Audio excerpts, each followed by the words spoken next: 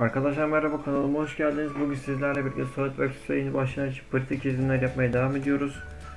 Bugün çizeceğimiz parçayı hemen size göstereyim. Teknik resmen çizeceğimiz parça bu. Zor gibi gözükebilir ama gözünüzü korkutmasın. Artık çizimde biraz yavaş yavaş zorlaştırmanın vakti geldiğini düşünüyorum. Dilerseniz gelin birlikte çizimlerimize başlayalım. Ana sayfamı açarken ben parçayı nereden daha iyi çizebilirim diye bir göz atmak istiyorum. Nereden daha rahat çizebilirim, nereden daha rahat çizebilirim. Şimdi bu taraftan çizersem şöyle geniş kısımları buraları buradan böyle ilk başta alt taban oluşturmam lazım. Bunun en fikir. Sonra buradan böyle bir kareyi dümdüz bir şekilde çizeriz. Sonra buraları dele dele gideriz ve işimizi bitiririz diye düşünüyorum.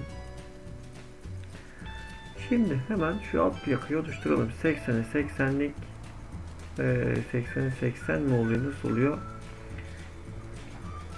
Şurası 60, şurası evet 80'e 80. Radius 13'te radius 8. Üst yüzüme geldim. Hemen bir karemi çiziyorum. 80 mm. Burası da 80 mm. Ardından dairemi aldım. İki tane daire çizdim. Birisi 26, yani radius 13 çap 26. Diğeri çap 16 radius 8. Hemen şuralarını ben aynalamak istiyorum. Objeleri şunlara bu çizgi etrafında aynala. Bir daha komutumu diyelim. Bir daha şu iki çizgimi dikeyde aynaladım. Unsurlar katı oluşturma komutuma giriyorum. Nereler katı oluşacak? Birincisi burası, ikincisi buralar. Budayıp da katı oluşturabiliriz. Ben budamayı tercih etmedim çünkü maviye dönecekti. Biraz ona uğraşacaktık. O yüzden tercih etmedim. Kaç milimetrelik kalınlık varmış bunda? Şurada yazıyor. 9 milimetre bir kalınlığım varmış. 9 milimetre kalınlığımı oluşturdum. Parçama perspektif bakıyorum. Şimdi bu yan tarafı yan görünüşten şuradan çizmem daha mantıklı diye düşünüyorum. Yüksekliğim kaç? Burayı komple çizmektense şöyle yapalım. Dipten başlayalım. 60, 30 milim burada, 30 milim burada. Tamam mı? Şöyle yandan burayı komple çizelim de şeklinde. Sonra işimize bakalım. 60, 42, 9, 18, burası da 60, 60'mış. Güzel, tamam. Şimdi bu 80'i 80'di. Benim buraya düzlem atmam lazım. Referans düzlemine girdim. Çizim yapacağım düzlem burası. Bunu ters çevir. Evet, ters çevirerek götürmüş. Şuradan kaç milimetre? 20 milimetre bir tane düzlem at. 80, 20 değil 10 milimetre ikiye bölünecek. Tamam, düzlemimi attım. Düzlemi biraz büyüttüm. Dedim ki buna dik bak. Düzlemi tam ortada şu an. Sağ tık çizimimi açtım. Ve aşağıdan başlıyorum. Şöyle bir çizim. Burasının genişliği 60 milimetreydi. Şimdi tam ortada olduğunu düşünerek tam o değil, direkt tam ortada. Şuraya 30 milimetreye bunu merkeze çekiyorum. Tamam. Şuradaki ölçüsü gözükmüyor ama artık biz kendimiz ayarlarız. Evet, şuradaki en üstteki kaçmış? Radius 30. Şimdi bunun genel boyunu vermeden önce 36 artı 80 diye şuraya yazalım. 36 artı 80 116 yapıyor. Tamam, şurada benim bir dairem var. Bunun dıştaki ölçüsü radius 30. Yani çap 60. Çap 60'ımı çizdim. Onayladım. Hemen şuradan merkezden buraya dedim ki bu yatay. Ve bu CTRL'ye bastım. Bu çizgimle bu çizgim birbirine teğet dedim. Teğetliğimi de vermiş oldum. Çizimden çıkmaya çıktı. Sağ tık çizimi düzenledim. Bir daha çizime girmiş oldum. Şimdi şurada içerideki kaçmış? İçerideki de radius 20. Aynı çapta, yani çap 40. Burada çap 40'ı da yazdım. Şu ölçülerimi dışarı doğru çıkartıyorum. Şimdi bakıyorum. Şurası benim birleşme noktam var. Bu bir. Burayı yaptım. Birleşme noktamı yaptım. Bu aşağı doğru komple buradan böyle inecek. O yüzden şuraları ben budamak zorundayım. Budadım. Şurayı yardımcı olarak çevirmeme gerek var mı? Evet. Hatta fazla bir budama yapmışım. Objeleri buda komutu altında şu objemi uzatıyorum. Seçtim. Bunu yukarıya kadar buraya çıkardım, bıraktım.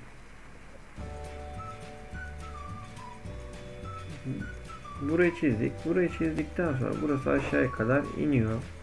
Tamam. Aşağıya kadar indik. İndiği noktada kaç var? Radius 12. Şöyle bir tane, yani çap 24'üm var. Çap 24'üm var. Çap 24'üm bununla aynı eksende. Genişliğine bakıyorum. 36 milimetre. Şuradan şurası 36 milimetre. Tamam, orasını çizdik.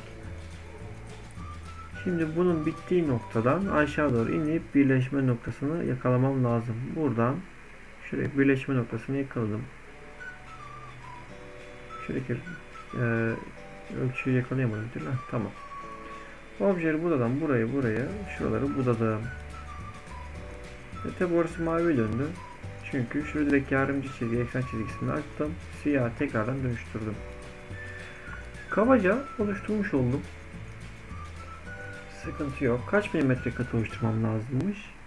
60 milimetre. Unsurlar katı oluşturma. Nereye doğru katı oluşturuyor? Buraya doğru değil. Diğer tarafa doğru oluştur diyorum. 60 milimetre katımı buraya doğru oluşturdum. Bu düzlemimi gizledim. Kaba taslak aslında çizimim ortaya çıkmış oldu. Perspektif baktım. Şimdi şuraları dolduralım. Buraları doldura edelim. Buradan buraya 20 mm uzandı bir düzlem atabiliriz. Veyahut da katıyı da öyle oluşturabiliriz. Düzlem atmadan yapalım. Buraya dik bak dedim. Çizimimi açtım. Aynı eksendeler. Merkez noktasını yakalasın. Yakaladı. Bir tane daha var. Onu da çizdim. Bakıyorum. Kaç? Radius 15. Yani buradaki çap 30. İçindekini çizmeye gerek yok. Bir daha çizim yapacağız çünkü. Çap 30. Objeyi dönüştür dedim. Şuradaki objeyi dönüştür. Ve şuraları kapatma işlemini yap. Ardından buraları bul. Unsurlar bölümünden katı oluşturmaya geldim. Ama katı oluşturmayı diğer kısma doğru oluştur. Ama böyle değil. Offset yapmam lazım. Yani şuradaki mesafeyi yakalamam lazım. 20 mm öteleyerek 20 mm diğer tarafa öteleyerek 20 mm'de katı oluştur. Tamam. Onu çizdik. Şimdi şuradaki kaldı. Radius 9'um kaldı. Radius 9'u da bu düzlemden çizebilirim. Buraya bak dedim. Dik baktım. Çizimimi açtım. Ardından bir tane aynı merkezde olduğu için şuraya çap 18, radius 19 olduğu için çap 18 dairemi çizdim. Ardından objeyi dönüştür. Bu objemi dönüştür. Kapatma işlemini gerçekleştir dedim. Objeleri bu da katı oluştur. Nereye kadar katı oluşturacağım? Nereye kadar katı oluşturacağım? Objeyi dönüştürdeki yerim yanlış oldu benim. Bir daha dik bakıyorum. Şurayı yardımcı olarak yaptım. Çizimden şuradaki objemi dönüştür.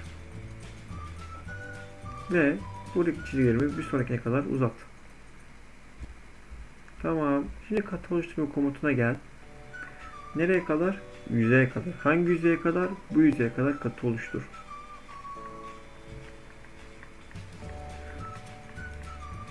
Bakıyorum, bir sıkıntı yok. Güzel. Tamam. Şimdi neyim kaldı benim? Buraları mı oluşturdum? Şuradaki kısmım kaldı. Radyüsün 2 oluşamayacak. Bir daha şuraya bir tane katı oluşturmam lazım benim. Ama oraya katı oluşturmadan önce şuradaki bir kesme işlemi yapmam lazım. O kesme işlemini yaparsam benim yararım olur diye düşünüyorum. Parçama bakıyorum. Tekrardan parçam ne alemde diye. Güzel.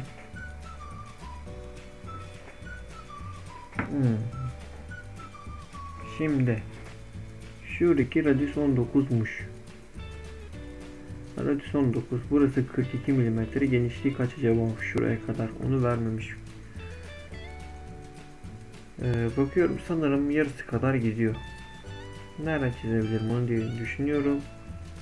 Bu düzende bir denemek istiyorum. Çizimi açtım. Köşe noktası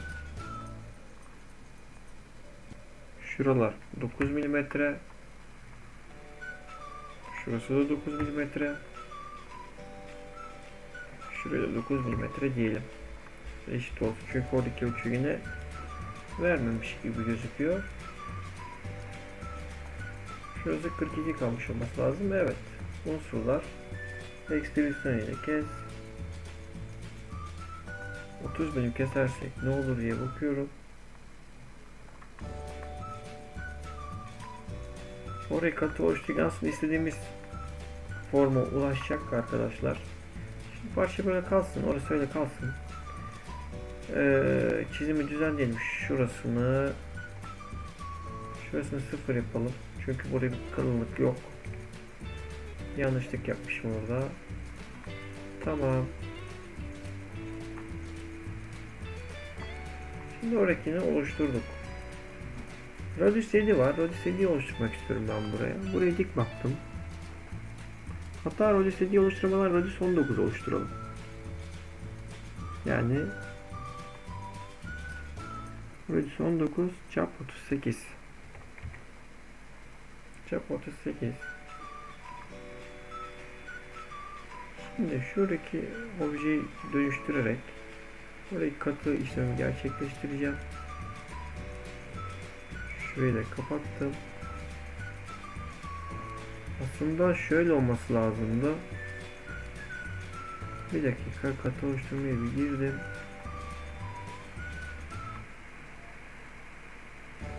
Şunlar olmasa nasıl olur diye bakıyorum. Ama orasının olması lazım. Şunu deleteyi sildim. Çizimden şu eksenden bir daha şuraya kadar geldim. İlk şunları, bu da yanlış oldu. Bir şurayı, iki şurayı, bu da. Buradaki çapım zaten çap 24'tü. Sıkıntı yok. Katı oluştur. Nereye katı oluştur? Buraya katı oluştur. Diğer tarafa doğru katı oluştur. Yüzeye kadar. Bu yüzeye kadar katı oluştur. Ama şurası olmazsa daha iyi olacak. Orta düzlem değil. Bir daha girelim. Karışık oldu orada. Çünkü şurayı çizimi atalım. Şurayı kapayalım. Burada silmeye gerek yokmuş. Ardından bunu sildim. Katı oluşturma komutuna geldim. Şu kısmı diğer tarafa doğru katı oluştur. Şöyle. Yüzeye kadar. Parçaya bakıyorum. Orada bir düzlük var zaten. Tamam. Tamam. Oradaki formumu da oluşturmuş oldum. Bir daha buraya dik baktım. Bir daha çizim sayfamı açıyorum. Skecime. Radius 7 var. Radius 7'yi oluşturuyorum. Aynı merkez. Radius 7 çap 14. 14 mm çizdim. Ardından objeyi dönüştür. Buralarını kapama işlemi gerçekleştirdim. Yardımcı olarak şuraları buluyorum. Katı oluşturmaya geldim. Kaç milimetre ötede? 20 milimetre ötede, 25 milimetre katı yapacağız. 20 milim ötede, 25 milimetrede katı. Nereye doğru? Diğer tarafa doğru. Öteleme de diğer tarafa doğru. 20, 25, burası da 15. Tamam, doğru. Bu katımı da oluşturdum. Bakıyorum parçamda başka eksik bir noktam kaldı mı diye. Parçamda başka eksik bir nokta. Şu üst kısım var. Radius 8 ve radius 4. Hemen bunu uç noktasına, yani şuradan şöyle dik bakıyorum. Hesaplama kısmından şu noktamla tepe noktamla alt yüzeyimdeki arasındaki mesafe 146 milimetreymiş. Unsurlar referans, düzlem, 146 milimetre öteye bir düzlem atı benim için. Düzlemi attım, düzlemime dik baktım, çizimimi açtım ve direkt çizimime başlıyorum. Şimdi burada benim iki tane dairem vardı. Dairemin birisi radius 8, diğeri radius 4. Radius 8'in çapı 16, radius 4'ün çapı da 8. Şimdi şu noktalarda kapatma işlemini gerçekleştiriyorum ve bu noktaları buluyorum. Bulduktan sonra katı oluşturmaya giriyorum. Katı oluşturma kalınlığını yukarı doğru vermemiş. Ben bunu şuradan iki yönlü olarak katı oluşturmak istiyorum. Birinci yönüm büyük ihtimalle 5 mm teknikasına sığmamız. İkinci yönüm de nereye kadar çıkmış bu alttan? Çıkmış. Oradan birkaç milimetre. Onda bir 15 milimetre dersek nasıl olur? 15 20 milimetre dersek ideal olacak gibi. 20 milimetreden biraz daha az. 17 yapalım.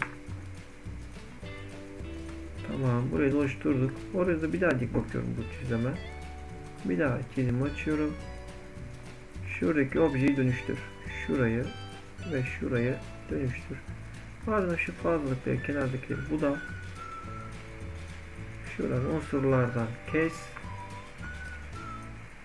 Yüzeye kadar, hangi yüzeye kadar? Bu yüzeye kadar kesme işlemini gerçekleştiriyorum. Düzlemimi gizledim. Parçama perspektif baktım. Eksik bir noktam kaldı mı? Kalmadı. Buradan gördüğümlerini ayarlayabilirim. Ve parçamı çizmiş bulunuyorum. İzlediğiniz için teşekkür ederim. Bir dahaki videolarımızda görüşmek üzere.